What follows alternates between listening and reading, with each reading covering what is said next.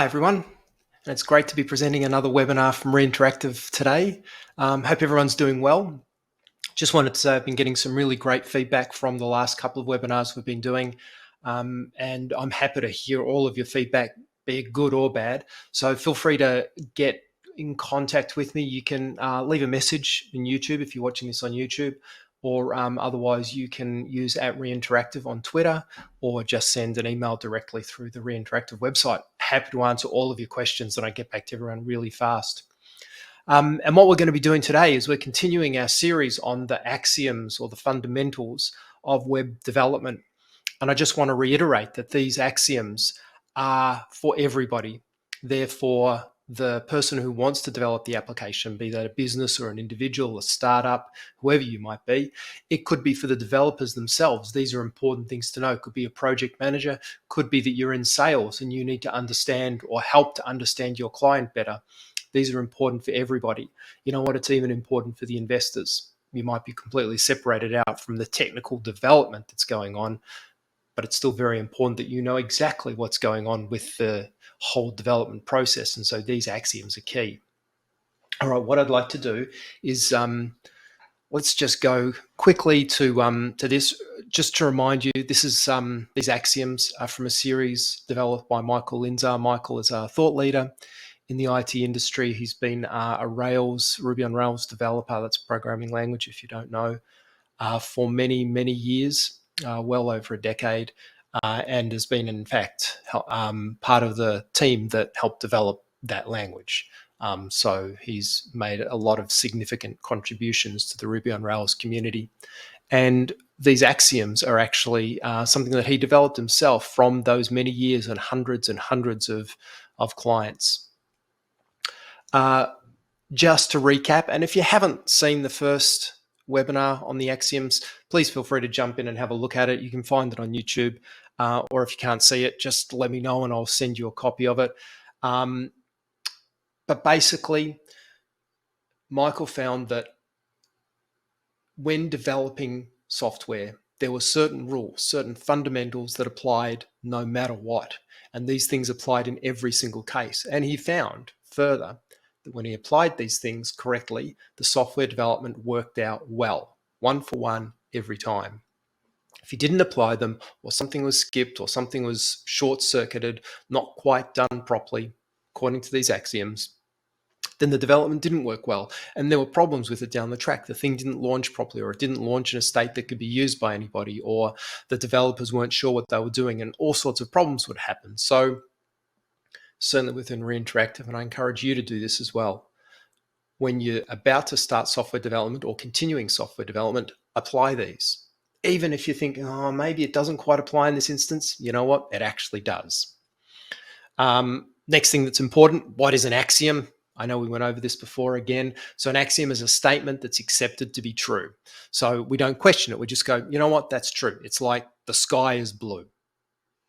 It's an axiom.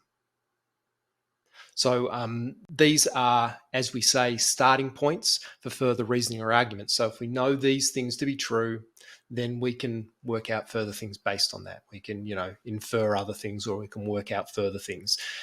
We say that they're like the basic rules of the game. So the rules of the game, of course, don't change. These are the things that we all know to exist, and then you can play the game on top of that. Last week, we looked at the first two of those axioms, and I spent the whole webinar looking at these two axioms because they are that important, and they are desired features always exceed available budget. And this is always, every single time.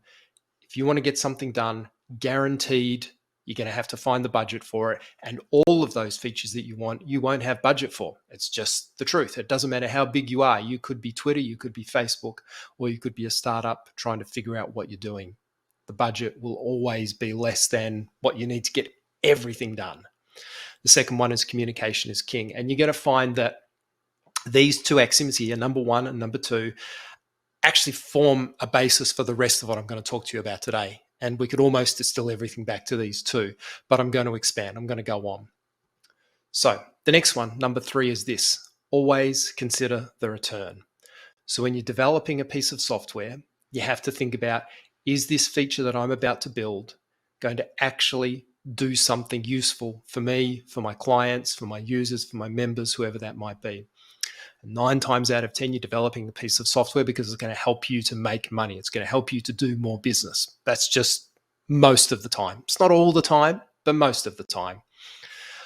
So you have to then consider, is this feature that I'm about to build right now today, that I'm going to get my developer onto, is this going to give me return? And when you're first building a piece of software, you got to hit those big things first. For example, if you're building e-commerce software, build out the payment process. So all of those pages that let someone check out, build out the product pages, and maybe build out some category pages. These are the things that are going to make you money. Build those first, because they're the things that are going to actually convert. Later on, you can make a beautiful front homepage that's going to look nice. You can build a blog if you want to. You can make those checkout pages work better, all of that sort of thing. There's a formula that we use to work this out. It's this: the return value equals the benefit gained multiplied by the value of use minus the cost to implement. So let me break this down. The benefit gained, let's say we're building the e-commerce site. Okay, we understand the checkout page. If there's no checkout, no one can actually use the e-commerce site. It's just a beautiful site with lots of products on it. So we know that if we build that checkout page, the benefit gained is going to be pretty high. Multiplied by the value of use, that is how much, in this case, money is going to be made by using that page while we're selling t-shirts. They're $20 each t-shirt. We know if we build that properly, we're going to sell 100 a day. So, that's the value of use minus the cost to implement. So to build those pages, maybe it's going to cost us $10,000 to build that page. Okay, we know that the benefit gained multiplied by the value of use, $20 by that number of t-shirts, by that number of people hitting the site, minus $10,000. Easy. Of course, we're going to build that. Once you've built all those important pages, the next thing you're going to look at is some of those lesser important things. Maybe it's a blog, let's say. You've got an e-commerce site, you want to put a blog on it.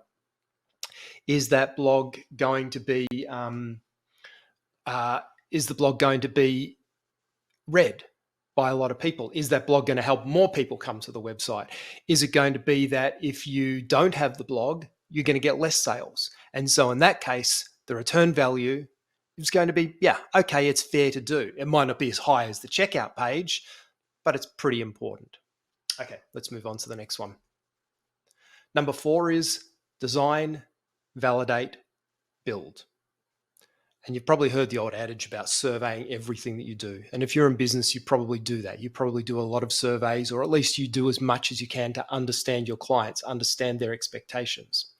Reinteractive, this is the way we do it. When someone comes to us and says, okay, I've got this great idea for an application that I want to build.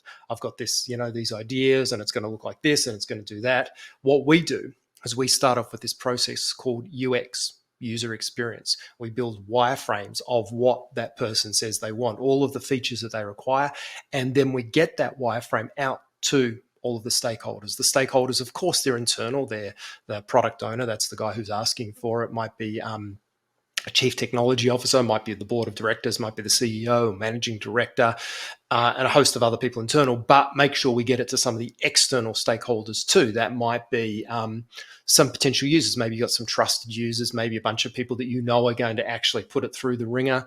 Give it to some of the investors. Do they like it? And by doing this, you're designing it, then validating it. And if those people will come back and say, you know what, I don't like this. It doesn't work. It doesn't do the thing that I thought it was going to do. It doesn't, it doesn't meet my expectation. Okay, back to the design phase. Let's have some more discussions. Let's redesign it, work it out further. And you do all of that, design and validate. And once that validation has been ticked off, then you can go to build. And once you're into that build phase, then you already know, well, okay, people already want this thing. So then you can go ahead and build it. The building is the expensive part. Design and validate, that's going to cost you a lot less, but is so crucially important. Imagine not doing that and then going ahead and building a feature that nobody wants.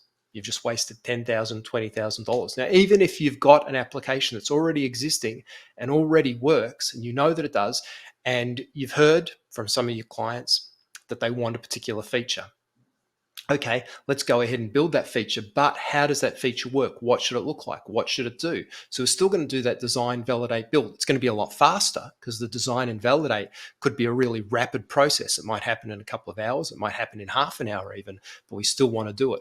Or maybe you just want to throw it to the UX person and say, build us this page. Let's see what it looks like. Let's see if it works. And I have a lot of clients that do that. And so that UX team should be very, very busy because it means the developers can just do what they do really well. They don't have to figure it out. They're not always good at that. So that's number 4, design, validate, build. Let's have a look at number 5 now. Be ready to go live. This looks pretty simple on the face of it. But let's further explain this. The goal when we start any software projects should be simply how fast can we get this thing live? And this might sound really counterintuitive. And again, at Reinteractive, when somebody comes to us and we've done that design, validate step, and we're now building the actual application, we want to get something into the hands of the users as rapidly as possible. And it might be a thing that doesn't even really work well. It might be a thing that's just got the main page on it. You know, if it's, let's say it's that e-commerce site, it's just the checkout page and a couple of products on the site, but at least there's something there. There's something hit the market. There's something on the internet. There's something that people can touch and look at. Your investors will start to say, hey, this is something I can see. This is working. Your developers themselves are going to be getting things into the hands of people who are using them. So it's more of that validation step happening as they're doing it, but it means that they're actually getting their hands on something real. Imagine you're building a house, and we can go back a step to the design, validate, develop steps. In a house, that would be your architectural drawings, and people go backwards and forwards and you look at the renderings and so on before the builder actually starts to put a frame up. But now let's say he's doing this. Now, if anybody has ever built a house for themselves, you know that the thing you want to do is you want to keep going out to that house and having a look at it. And, oh my God, they've laid the slab and they've put up the frame and they're starting to put the bricks on. And look, I think they're putting the sink in, and you have a look at it and you want to touch it and feel it. You know you can't live in it yet, but it's a real thing that you can look at. And again, with software, incredibly important. Imagine if the developers did everything behind closed doors and they didn't let you look at anything because they said constantly, it's not ready yet, you can't see it, I can't show it to you yet. You would start to doubt, what are they doing? Why am I paying this bill every month or every week? What's actually going on here? So by making sure that you can get things going live, you're actually avoiding that. Very importantly, when we're building software, you might have a development process that's going to take, let's say it's 30 weeks to get done. That's a decent sized application, takes 30 weeks to build once you've done the design and validation steps. But we want to hit our clients with something that's ready to go in 3 or 4 weeks. That might not be perfect yet. I'll give you an example. We did an application a few years ago now for a particular client who wanted something which was going to allow users to hear something and to write down what they were hearing. So lots of, it's like a crowdsourcing thing, right? And we were able to get something into their hands in just a couple of weeks to do that. Now, it wasn't perfect. It didn't have everything loaded up into it. All the controls didn't work perfectly, but those users were able to start that transcribing process straight away within weeks. And that added a lot of value to what they were doing because it generated a lot of interest. And then people kept coming back because they wanted to see what new feature was added this week and the next week, and how's this going to be easier and what's going to change. And, and that way as well, you could do further validation. We could find that certain things weren't being used because we didn't design them properly enough. So, okay, go back to the drawing board, fix those up, get those back into production. So that's be ready to go live. You want to get it into the marketplace as fast as possible. Length of time in development does not necessarily equal a good product, a good result. That doesn't mean you have to be incredibly fast and do everything too fast either. Like, you have to get things done correctly. But just because you take longer to do something doesn't mean that it's better. So be ready to go live. The next one, axiom number 6. We're closing in on some really interesting things now. And this is a little bit controversial because it's not actually something that everybody does, strangely enough. Ownership and accountability. When you're developing a piece of software, there's lots and lots of stakeholders, as I've already gone over. You've got starting from the start. You've got the person in the organization who's come up with the idea, who thinks it's needed, the champion of it within the business, as we like to say. So we've got that person. We've got whatever team surrounds them. It might be the IT team, or it might be the sales team, or it might be the customer support team, or whoever they are, and they're all, they all want the thing done. Then you've got the management above that. You've got the board of directors. You've got the external stakeholders, that is the public who are going to use it. Within the organization that's doing the development, you've got whatever sales team there is, whatever solution engineer there might be on top of that. You've got an accounts team, you've got a project manager, you've got a developer or a number of developers. And that team can be even bigger. You've got someone maybe looking after the operations for the infrastructure level. All of these people need to have complete and absolute ownership of what they're doing. In other words, they need to be building, selling, caring for that product as if it was their own. And when that happens, then people actually take the time and the care to make sure it's done correctly. As soon as somebody says, my opinion doesn't matter, or what I'm doing isn't important, you've got a break in that whole chain, that whole process. And you can imagine an entire flow line of all these things that have to happen in software development. And as soon as one thing stops, you've damned that flow and it stops running at that point, to that degree that that person hasn't taken full ownership and accountability. If something goes wrong, they have to be prepared to say, you know what, I didn't do my step well enough. I should have done that better. I should improve how I'm doing this. So let's take as an example of this, the software developer, the guy who is on his computer every day writing the code that's going to produce that piece of software. Now, if he doesn't take complete ownership of that, is he going to be writing the very best code that he can? Absolutely not. This doesn't mean that he has to take extraordinarily long time to do it. In fact, it would be the opposite, because he's also accountable. He has to get it done within his estimate. But it does mean that he's going to be very, very concerned about, what does the client want from me? Is this matching their expectation? Is it matching the expectation of the guy who's done the UX and that's been signed off already? Is it matching the expectation of my boss and my senior? All of these people. And if he takes complete ownership of that, then the thing is done. I mean, you can consider that, a correctly done thing. Unfortunately, and I'm sort of making a comment here that's a little bit broader than software development, this is the thing that's lacking in society often. And probably people who are listening to this webinar, whether it's live now or you're listening later in a recording, you're probably not the person that I'm talking to. Because if you're taking the time to listen to something like this, you probably care a little bit more than the general person. That's probably true. But the truth of it is, people don't always care. They don't always take that complete ownership. Imagine you've probably had this experience. You've gone into a restaurant and the waiter or waitress that you speak to is a little bit unpleasant, a little bit detached from what they're doing, and it's all a little bit routine and boring to them. And they don't really look at you like another person. You can tell you're just another customer, and they just want to get it over and with and maybe go back to the back of the room and look at their phone or something like that. And you feel like that's happening. It's not a great experience. And that person is letting down their restaurant. It probably means that restaurant isn't doing as well as the next one, because it's less personal, it's less, less friendly. And that person might find they've got a lot less shifts to do and they've got a little bit less money. That restaurant doesn't do as well, but they themselves feel it. They know that they haven't done a great job. They might not even know why exactly.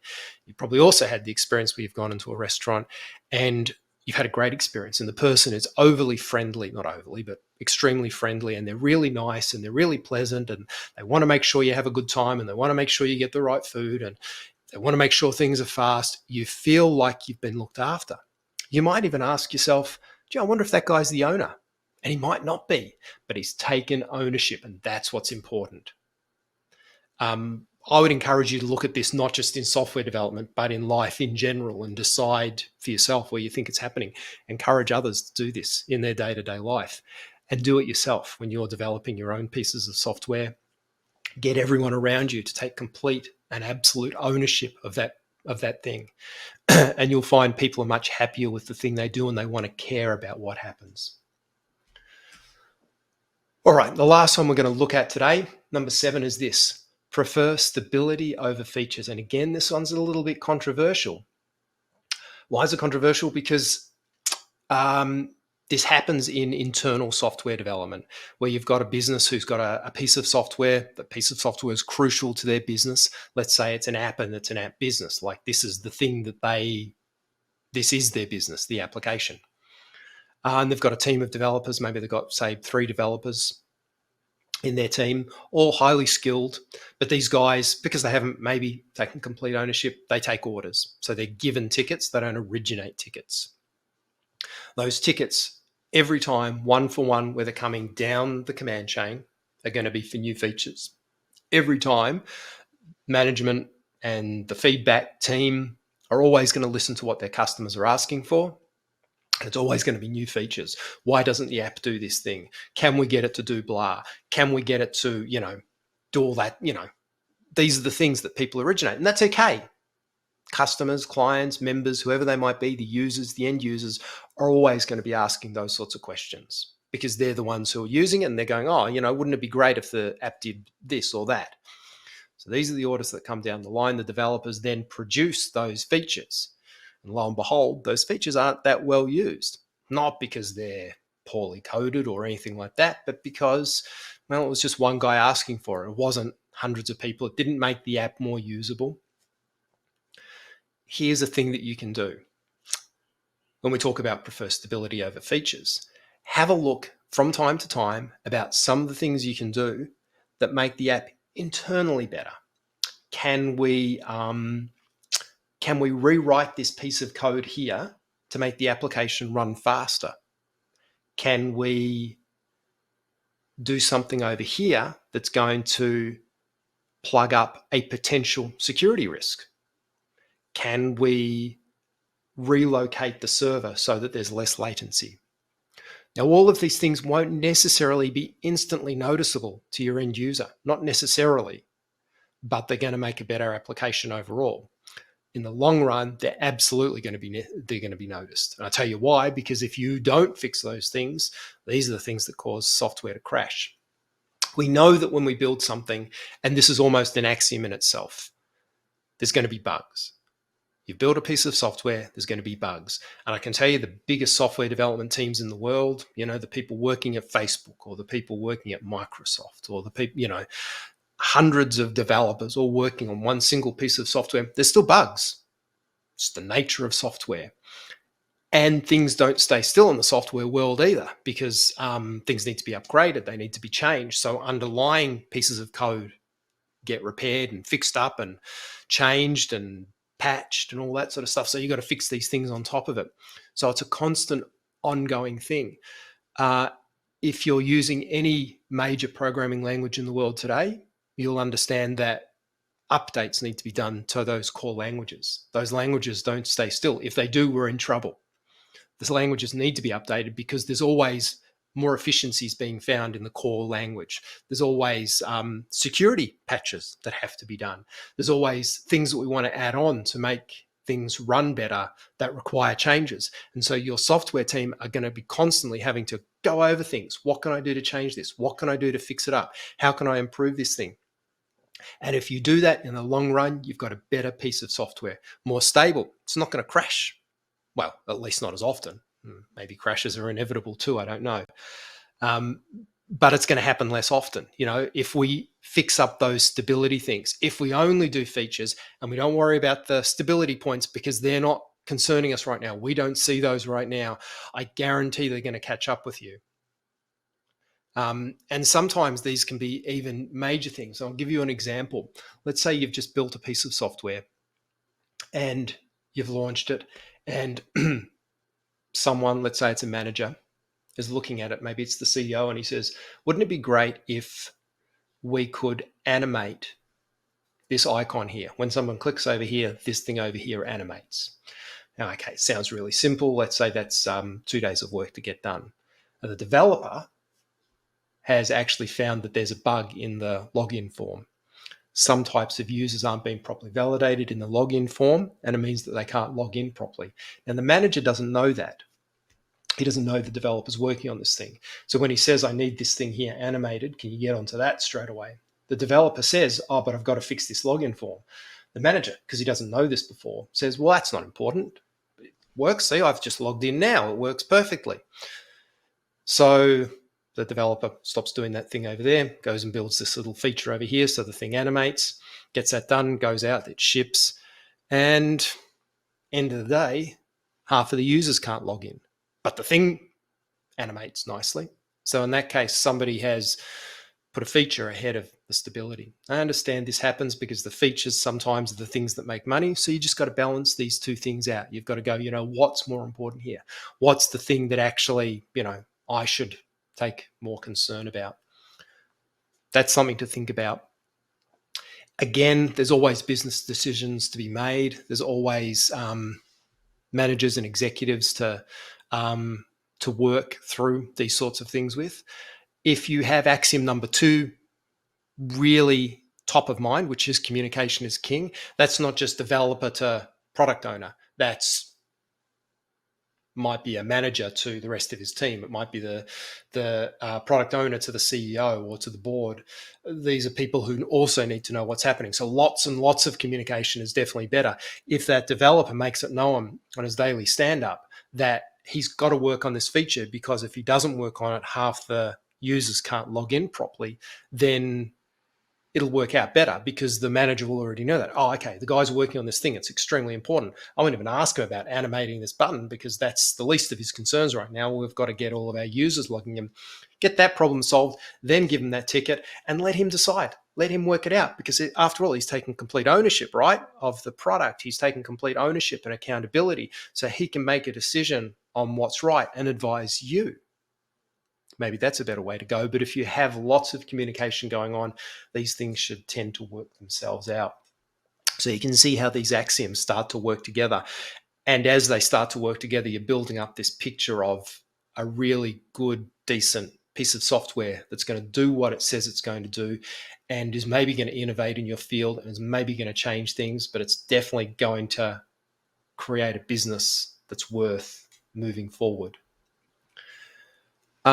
Okay, there's another 4 axioms. I'm going to take those up in a later webinar, probably next month. But all of them are crucial to a successful project. That's what we're going to cover today. Are there any questions? Does anybody have any questions before we log off for today? I'm not going to keep everyone for hours here, but I just want to make sure that I've said the things that need to be said today, and I've answered the things that need to be answered today. And if there's anything you'd like to hear about in the future, please feel free to let me know. Please feel free to chime in and ask a question, or you can always DM me at Reinteractive on Twitter, or you can find me on LinkedIn, pretty easy to find, or you can just leave a comment if you're watching this on YouTube later. All right. And on that note, I'll end off. Thank you very much, everyone. Bye.